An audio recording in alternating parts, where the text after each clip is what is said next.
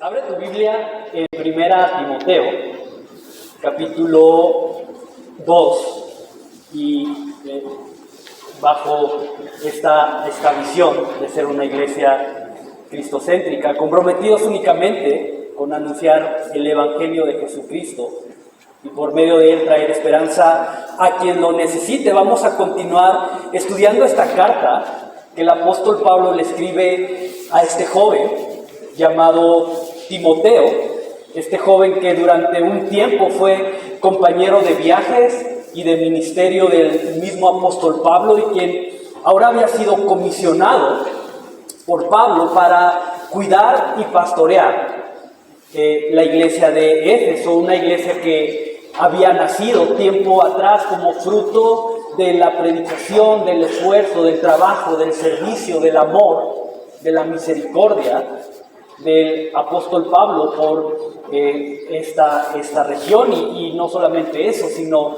el fruto de la obediencia de un hombre que había sido comisionado, como él mismo lo dice, para llevar el evangelio y servir de testimonio a los gentiles, y que ahora Timoteo, como aquel que estaba a cargo de la iglesia de Éfeso, tenía que estar al pendiente de estar corrigiendo ciertas deficiencias en la conducta y en la enseñanza que se estaba presentando al interior de la iglesia a través de lo que se cree de acuerdo a la tradición, un grupo de ancianos o un grupo de líderes con cierto nivel de autoridad, con cierta posición dentro de la iglesia, pero que tristemente se habían desviado, se había corrompido, y ahora este mensaje que ellos estaban anunciando era contrario o diferente al evangelio, y que ahora, en lugar de estar ocupados de exponer con claridad y sin agregarle nada al evangelio de Jesús, estaban contaminando la mente de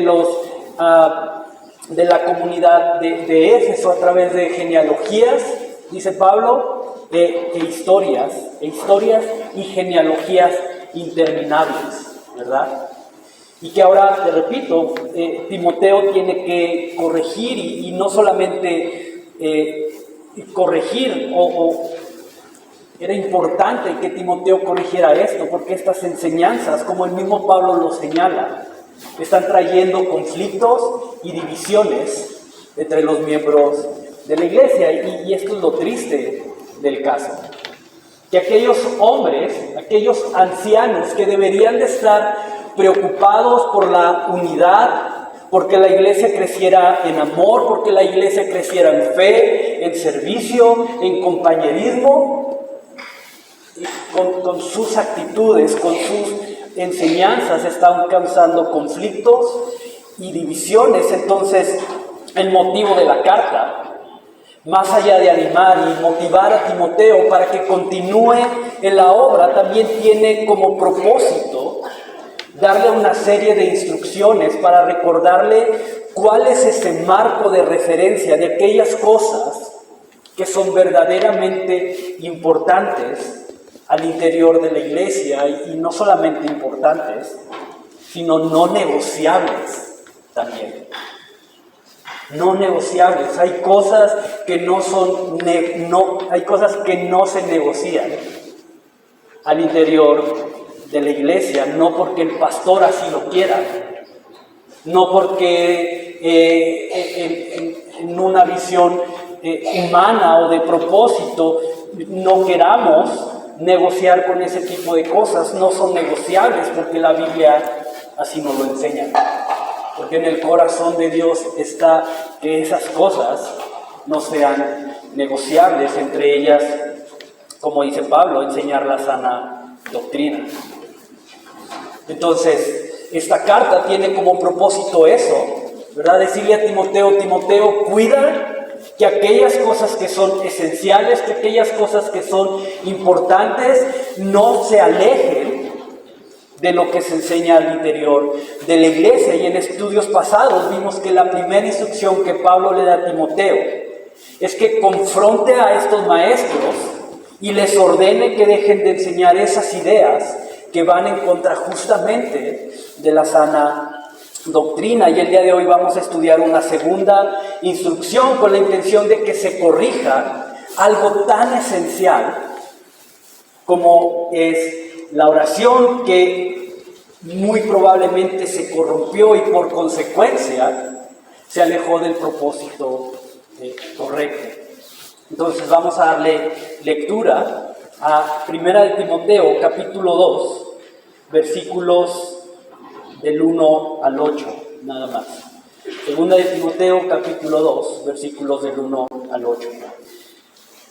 Exhorto ante todo a que se hagan rogativas, oraciones, peticiones y acciones de gracias por todos los hombres, por los reyes y por todos los que están en eminencia, para que vivamos quieta y reposadamente en toda piedad y honestidad, porque esto es bueno y agradable delante de Dios, nuestro Salvador, el cual quiere que todos los hombres sean salvos y vengan al conocimiento de la verdad, porque hay un solo Dios y un solo mediador entre Dios y los hombres, Jesucristo, hombre, el cual se dio a sí mismo en rescate por todos, de lo cual se dio testimonio a su debido tiempo. Para esto yo fui constituido predicador y apóstol. Digo verdad en Cristo, no miento, y maestro de los gentiles en fe y verdad. Quiero pues que los hombres oren en todo lugar, levantando manos santas, sin ira ni contienda. Y voy a dejarlo aquí porque en la siguiente semana el tiro va contra las mujeres. Entonces, si continúa leyendo, Pablo va a hablar del rol, de la función de la mujer dentro de la iglesia, pero estoy preparando, entonces voy a traer aquí unos granaderos, aquí enfrente. Vamos a orar. Dios, gracias, Padre, por este tiempo, por tu cuidado, porque ¿qué sería de nosotros sin tu amor, sin tu gracia, sin tu misericordia, Padre? Gracias porque sin tu presencia, sin el Espíritu Santo habitando en nosotros y en este lugar, sobre este lugar, Señor, esto sería en vano, Señor. Valdría de poco si no estuviera el Espíritu Santo impartiéndose en este lugar, Señor. Entonces, eso es lo que nos anima, nos motiva, lo que nos ayuda a seguir creyendo, Señor, que este lugar tiene un propósito más allá de lo temporal, sino un propósito eterno. Y queremos caminar y perseguir eso, Señor. Tu voluntad, como cantábamos ahorita. Entonces, Padre, aquí estamos. Háblanos, confróntanos, expón nuestro corazón a la verdad. Ayúdanos a salir de este lugar renovados en fuerza, en fe, en santidad, Señor, a lo que sea necesario en el corazón de cada uno. Te lo pido en el nombre de Jesús. Amén. Dice Pablo: exhorto ante todo a que se hagan rogativas, oraciones, peticiones y acciones de gracias por todos los hombres. Exhorto ante todo. Y sabes, es muy interesante que Pablo hable de este punto, que exponga esta exhortación, especialmente cuando un párrafo antes da testimonio de Himeneo y de Alejandro. ¿Recuerdas qué pasó con estos hombres? Ya lo vimos. Dice Pablo: a Himeneo y a Alejandro yo los entregué a Satanás para que aprendan a no blasfemar. Pero exhorto a que oren por todos los hombres, ¿no? Y pareciera así como que de alguna manera Pablo se ha olvidado de esa gracia. Pareciera que con esto Pablo se ha olvidado de esa misericordia, del poder del Evangelio, o que se ha olvidado, como él mismo a continuación escribe, diciendo: quiero que todos, porque la voluntad de Dios es que se salven todos los hombres y lleguen al conocimiento de la verdad. Parecieran mensajes un tanto contradictorios, Pero ahorita vamos a explicar un poquito más de eso. Y si vamos un poco más a fondo, no es que Pablo haya hecho un ritual o algo parecido para ofrecer el alma de estos dos hombres, como algunos han llegado a interpretar, ¿verdad? Que Pablo hizo por ahí algo extraño y que entregó a Satanás el alma de estos dos hombres. No. Si vamos al origen de la palabra Satanás, encontramos que viene de una palabra hebrea que se pronuncia como Hasatán, que va a estar ahí, que quiere decir el que engaña o el engañador. Ese es el nombre, o eso es lo que significa la palabra Satanás, el que engaña o el engañador. Actualmente, no sé dónde ocurre eso, pero se ha tomado el nombre como si fuera el nombre propio del enemigo, como quieras llamarlo, pero en realidad es una característica, es su característica principal, el que engaña o el engañador. Entonces, en otras palabras, lo que Pablo hace no es darle poder a Satanás sobre la vida de estas personas, sino más bien es dejar que el engaño que estos dos hombres han comprado, que aquello por lo cual se dejaron seducir, aquello a lo que le dieron más valor al punto de dejar la fe para ir detrás de eso, que aunque el texto no lo menciona, Pablo no especifica cuál es esta falta en la cual ellos incurrieron como para que Pablo optara por hacer esto. Pero siguiendo el hilo de lo que Pablo está escribiendo, muy probablemente es que se dejaron seducir por otro tipo de enseñanzas contrarias al Evangelio. Entonces lo que Pablo hace es simplemente dejar que eso que ahora ellos creen los lleve a una posición en la que puedan entender que verdaderamente solo en Jesús hay libertad, que verdaderamente Jesús es el camino, la verdad y la vida, y que fuera de Él no hay filosofía, no hay experiencia, no hay conocimiento que pueda darnos lo que la verdad del Evangelio puede darnos.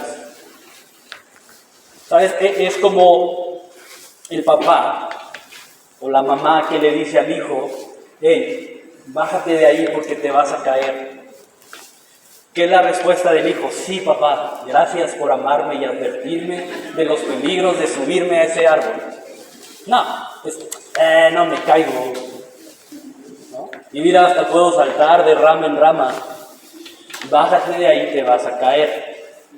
Ahorita, bájate de ahí, te vas a caer, bájate de ahí, te vas a caer, hasta que llega un punto en que la mamá o el papá dice: ok, si te caes, yo no sé, no es mi culpa, ¿no? Una buena mamá mexicana diría: si te caes, aparte del golpe que te das, te voy a dar 3 chanclazos más, ¿verdad? Y es lo que Pablo está haciendo. Es como, o sea, voy a dejar que el engaño que compraron los haga entender que Jesús es la respuesta. Lo que yo les he dicho, lo que yo les he enseñado, no les convenció y decidieron irse por eso. Ok, ojalá que pronto puedan entender que están en un error. ¿Sabes? Por eso la Biblia nos enseña y sobre todo nos advierte que el corazón es engañoso y que por sobre todas las cosas estemos constantemente cuidando y analizando lo que permitimos que tome el control de él.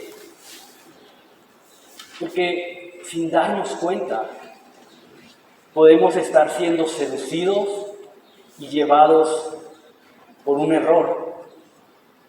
Sin darnos cuenta, probablemente hemos comprado la mentira que vivir la vida a mi manera es lo mejor que puede haber en la vida. Que nadie me diga qué hacer o qué no hacer es lo mejor. Que el no estar en este lugar es lo mejor que puede ocurrirme. Cuidado con eso. Salomón, si no me quieres hacer caso a mí, hazle caso a Salomón, uno de los hombres más sabios que han existido a lo largo de la historia, inspirado por el Espíritu Santo, advierte a través de los proverbios que él escribe que tengamos cuidado porque hay caminos que ante nuestros ojos parecen buenos. Hay caminos que ante nuestros ojos parecen rectos, deseables, pero que sin darnos cuenta al final solo hay destrucción y miseria. Entonces, cuidado por cuál camino estás decidiendo ir el día de hoy. Y quiero que medites en esto, porque todo camino, toda decisión que intencionalmente decidas tomar y que te aleje de Dios y del centro de su voluntad, siempre será un camino en el que al final habrá miseria y habrá destrucción. 10 de 10 caminos que te alejen de Dios, que te alejen del centro de su voluntad. Al final de ese camino, oh sorpresa, no era lo que esperabas, no te dio lo que prometía darte. Y puedo contarte historia tras historia de cómo yo dije, esos son rollos de mi papá, de mi mamá, para que me porte bien. Y hoy digo, cuánta razón tenía. Ojalá les hubiera hecho caso. Y Pablo hace esto, de entregarlos al engaño, no como un acto de venganza, no como un acto de soberbia, no como un acto de crueldad, sino que reconociendo su incapacidad de poder hacer algo más por ellos, simplemente deja que Dios trate. Dios, mira, yo ya les dije, ya les hablé, ya les enseñé, ya traté de corregirles, ya les enseñé con el ejemplo, ya les enseñé con amor, ya les serví, ya no sé qué más hacer, Señor. Y es esto. Dios, si tú no haces algo, ¿qué más puedo hacer yo con mi alcance limitado, con mi visión limitada, con mi poder de convencimiento limitado, con mi amor limitado? Si eres tú, Señor, quien tiene que hacerlo. Y sabes, muchas veces va a ser necesario dar un paso al costado para dejar que verdaderamente sea Dios quien trate con alguien. Muchas veces simplemente vamos a tener que decir, Dios, mira, trata tú con él o ella.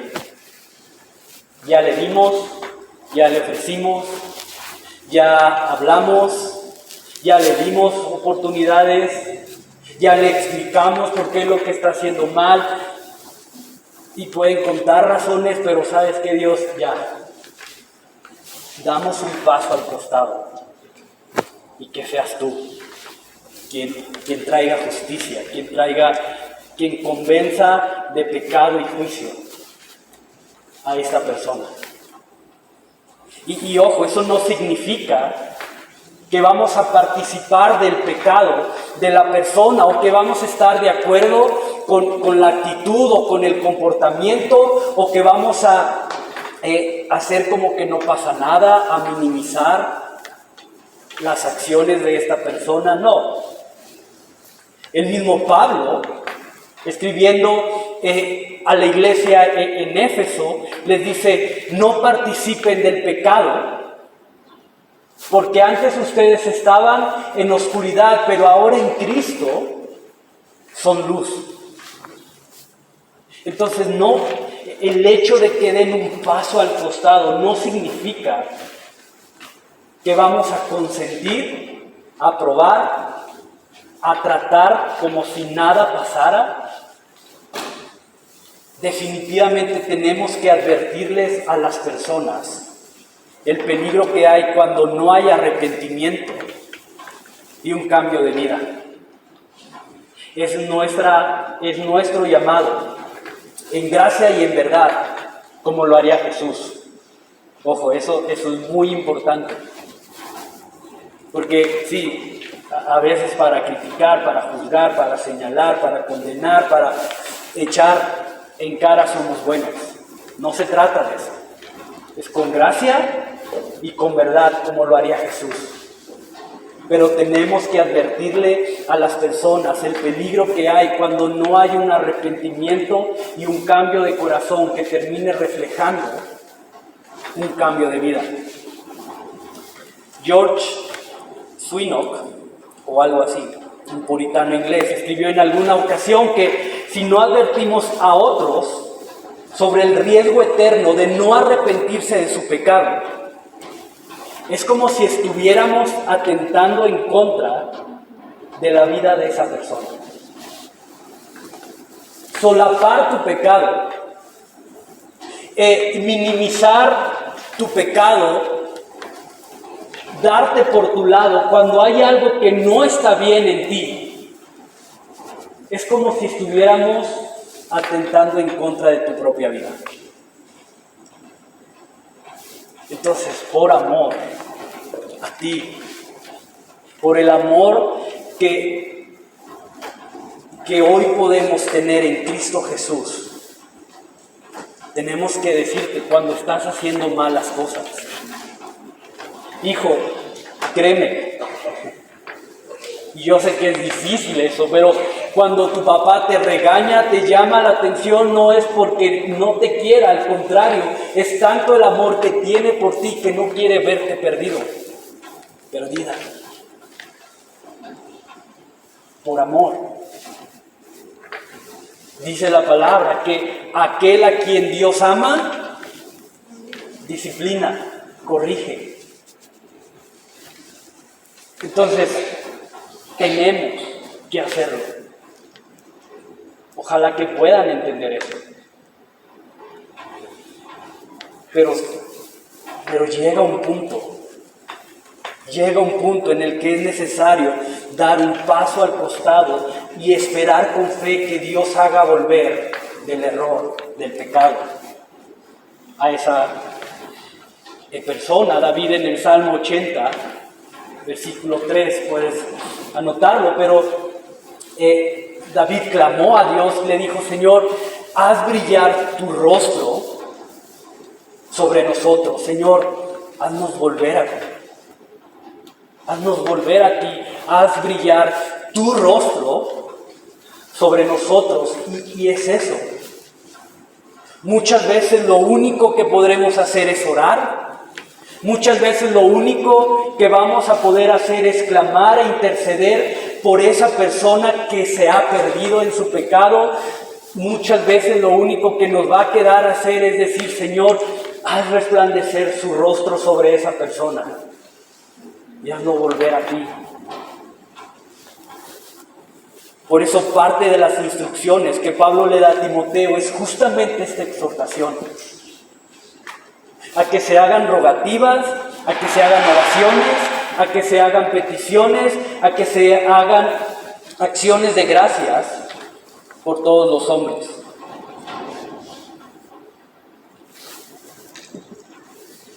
¿No tienen frío? Yo tengo frío y estoy acá arriba. Y dice Pablo, hagan estas cosas por todos los hombres. Y me encanta que todos no deja espacio para ser selectivos o para ser exclusivos. Chécate, Pablo no dice hagan oraciones, hagan peticiones por los que se portan bien. Den gracias por aquellos que ustedes observan que tienen potencial para mejorar. Den gracias por aquellos que agarran por todos. Que muy probablemente esto fue otro de los temas, como te decía al principio, que Timoteo tuvo que corregir al interior de la iglesia. Por eso en el versículo 8 Pablo dice: quiero que todos oren levantando manos santas sin ira ni contienda. Qué curioso que Pablo hable de no estén orando o que su oración sea libre de ira y de contienda. Y comentaristas coinciden en que muy probablemente tras estas peleas y divisiones generadas por las enseñanzas de estos maestros, los tiempos de oración se habían convertido en tiempos en los que se segmentaron, ¿no? como ciertos grupos, no dejando que todos participaran. Es como aquí oran los VIP, aquí oran los que, bueno, pues más o menos saben, ¿no? Aquí oran los nuevos. Probablemente eso fue lo que pasó debido a las falsas enseñanzas, debido a las divisiones, a las contiendas que se habían presentado al interior de la iglesia. Algo tan esencial para la fe como es la oración se había convertido en una actividad excluyente, perdiendo completamente el propósito correcto. Por ahí dice Pablo: no se trata solo de orar y de levantar las manos al momento de orar aparentando algo, aparentando santidad, aparentando devoción, aparentando aparentando. Sino se trata de orar con un corazón libre de resentimiento, con un corazón libre de reclamo, con un corazón que busque como prioridad el amor, la unidad y el bien de todos. Entonces quiero que medites en esto, porque aún lo que oro, puede revelar cuáles son las intenciones y los motivos que están moviendo mi corazón. Algo tan esencial como la oración puede revelar que muchas veces mi corazón sigue movido por la ira, que muchas veces mi corazón sigue controlado por el enojo, por el orgullo, por los prejuicios. Sí, lo que oro. Y quiero que tomes este reto. Ojalá puedas tomar este reto, pero tómate un par de días. Tómate un par de momentos para orar por esa persona por la cual tú sabes que hay algo ahí. Ora por esa persona que en tu lista de personas por orar está en último lugar o ni siquiera está. Yo voy a orar por eso. Ora por eso. Ora por esa persona con quien tú sabes que hay algo ahí. Y escúchate. Y analiza tus palabras. Al momento de estar orando por esa persona, escucha tu tono. Analiza hacia dónde tu corazón tiende a irse. Al momento de estar orando por él o ella. Y te vas a dar cuenta que muchas veces tu oración sigue siendo guiada por emociones. Padre, te doy gracias por esta persona que me lastimó, que ojalá, dice tu palabra, que tuya es la venganza, Señor. Y es la realidad. O al menos a mí me pasó eso. Empecé muy espiritual, pero terminé mi oración bien carnal y echando sobre esa persona la culpa y la queja. Y por eso te lanzo ese reto a ti. Ora por esa persona por la cual no orarías hoy.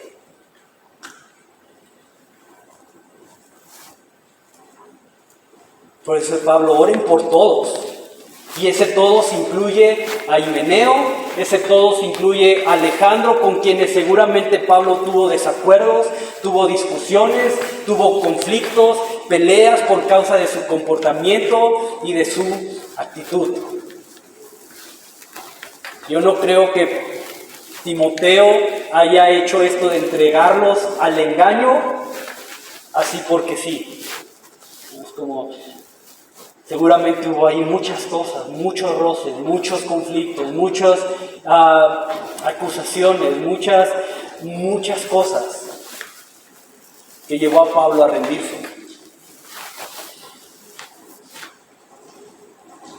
Y no quedamos fuera de eso, porque ese todos nos llama justamente a nosotros mismos a orar por aquellos que nos han lastimado, con quienes hemos tenido roces, conflictos. Ese todos incluye a quienes te han despreciado, a quienes te han ofendido. Ese todos incluye al que no cambia y sigue aferrado a su actitud, quizás egoísta, de prejuicio, de necedad. Ese todo incluye a las autoridades que han hecho bien las cosas en lo que han sido puestos, pero también incluye a los que desde tu opinión o verdaderamente se han equivocado haciendo mal las cosas. Los incluye a todos. Por eso dice Pablo en el versículo 2, además de que quiero que oren por todos los hombres, oren también por los reyes y por todos los que están en eminencia, buenas o malos. Aquí Pablo no especifica. No dice oren por las buenas autoridades, oren por esas personas que están en eminencia y que están haciendo bien las cosas. No dice oren por ellos.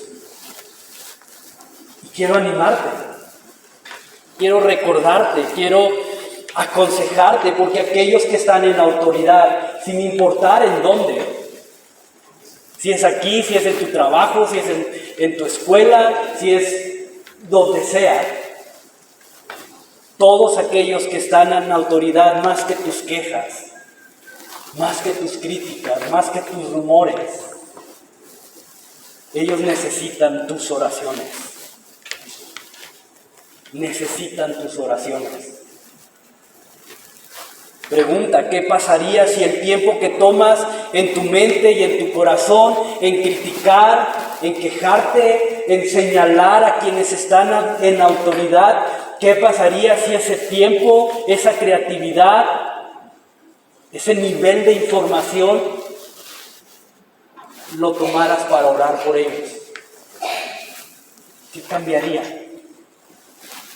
Y probablemente no cambie la autoridad, pero ¿sabes qué va a cambiar? Tu corazón. Y si cambia tu corazón, ya ganaste.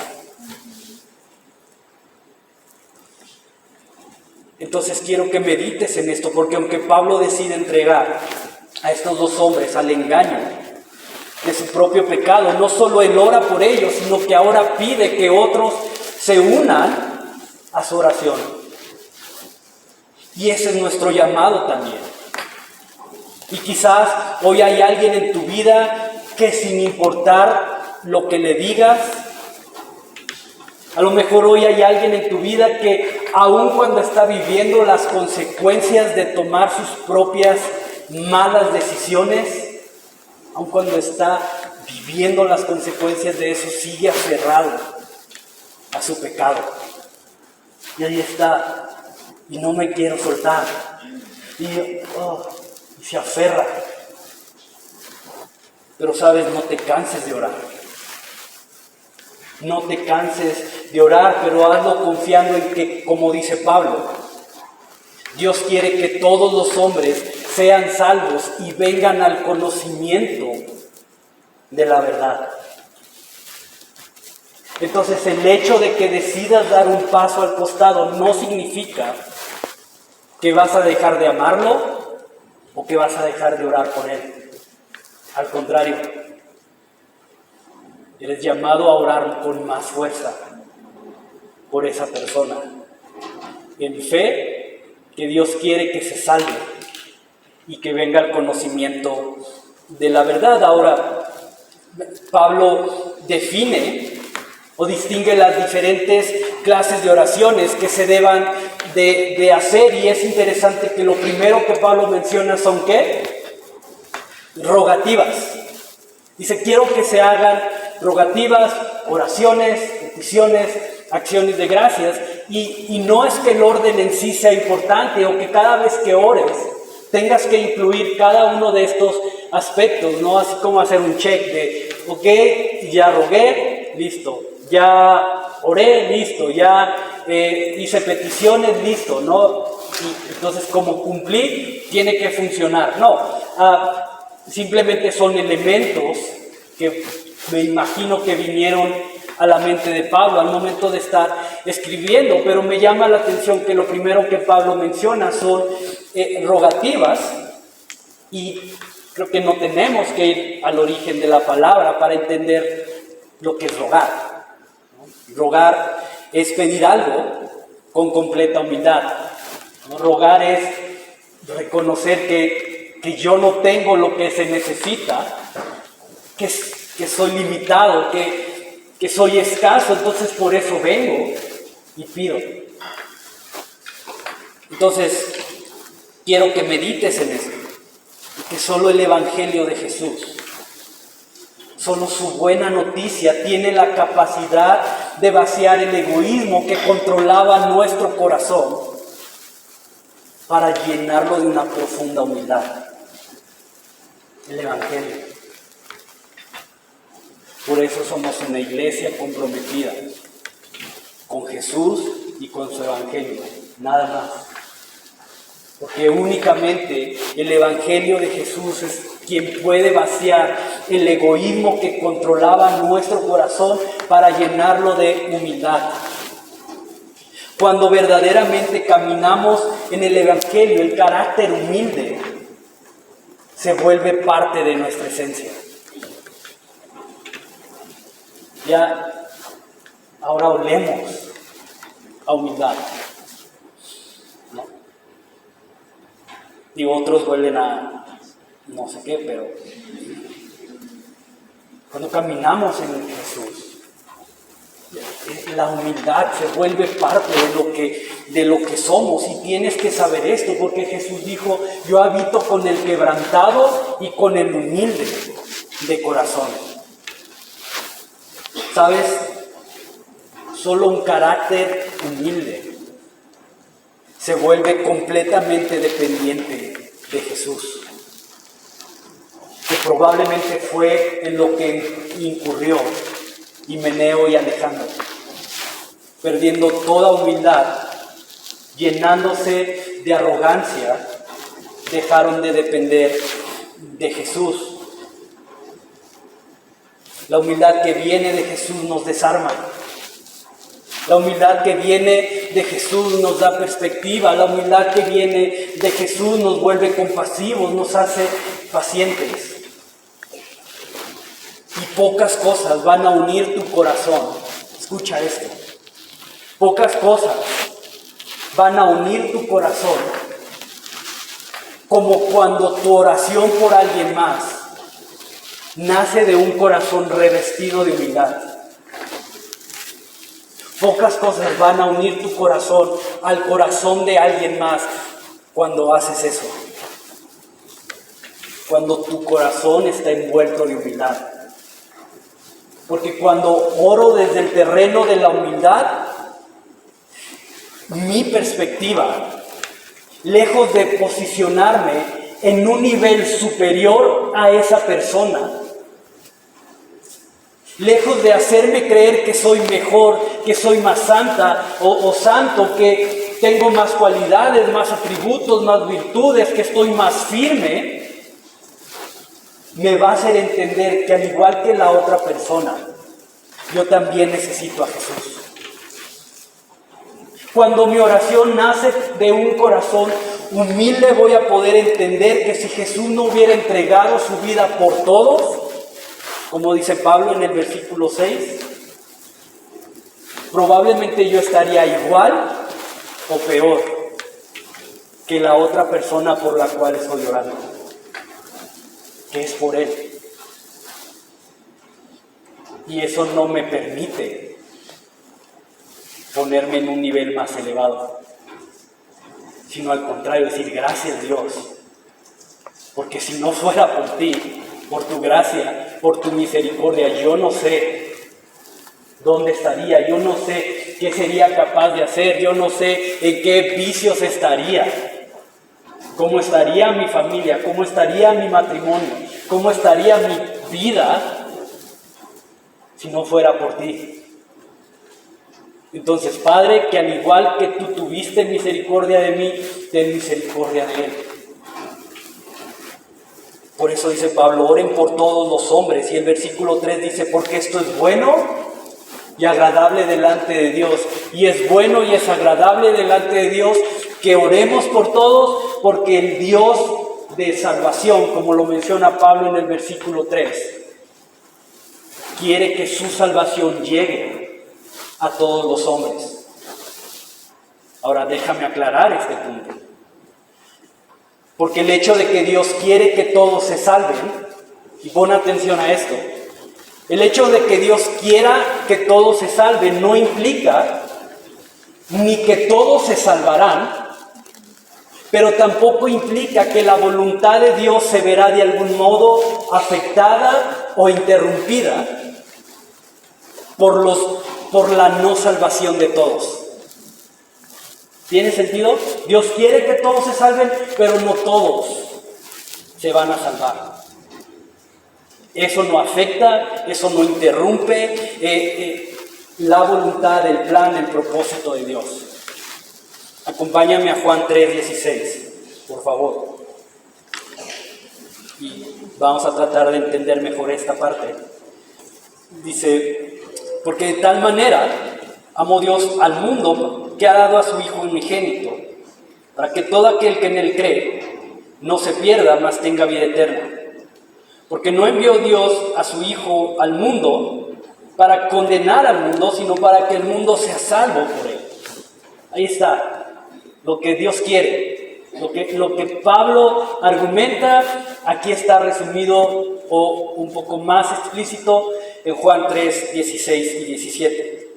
Y 18, el que en Él cree no es condenado, pero el que no cree ya ha sido condenado porque no ha creído en el nombre del unigénito Hijo de Dios.